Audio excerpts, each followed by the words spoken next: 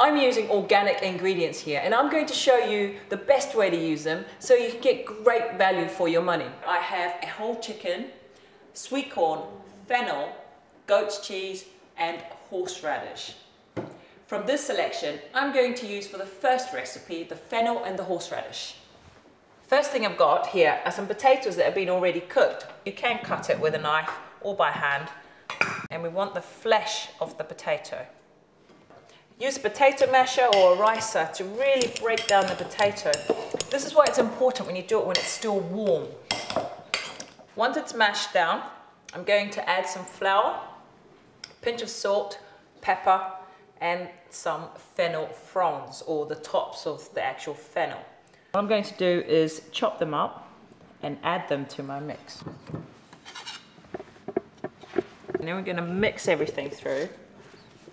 You can add an egg if you like. It makes it more heavy and dense, the gnocchi, or you can add semolina also if you want. You know, people have their own personal taste. But I like my gnocchi quite light and fluffy, hence just the addition of flour and flavorings. You can see it's all coming together into a dough-like mix. So next thing we're going to do is roll out our gnocchi dough.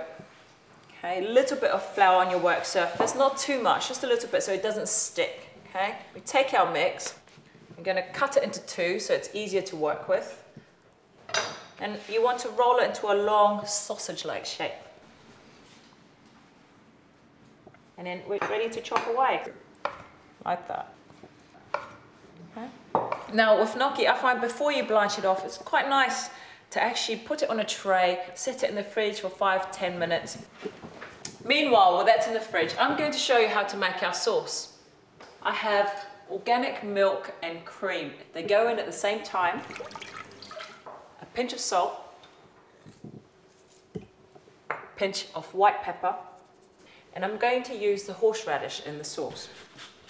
I like a lot of horseradish in mine, but it's completely up to you and how you like it.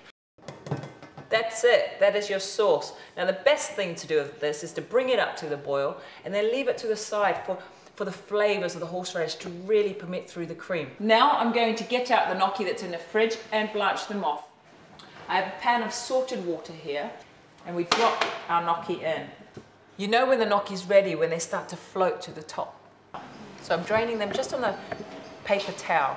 You can add them at this stage straight into a sauce of your choice, but I'm going to pan fry mine first. I drizzle them with a bit of oil, hot pan, and they go. I pan fry mine because I like the extra texture it gives to an otherwise very soft gnocchi. Make sure they're lovely and golden in colour, and I'm adding to it a pinch of fennel seeds, okay, into the pan so they're actually toasted while the gnocchi is cooking. Just the last few minutes. Using the same hot pan, we're going to use the fennel again, removing the greens, which I've used in the actual fennel mix. If you don't have one of these Japanese mandolins, by all means use a knife. So in your pan, which is already hot, a drizzle of oil, and you're going to gently wilt your fennel with a squeeze of lemon, pinch of salt and pepper again. So once it's wilted, very easily place it on top of your cooked gnocchi.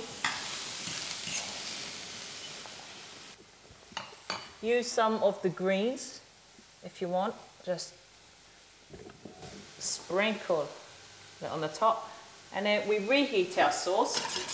Just by whisking it, it makes it into this lovely cappuccino-like texture, and you're ready to serve. So look at that, very light, pour it on as much as you want, and there we have it, fennel gnocchi with horseradish sauce.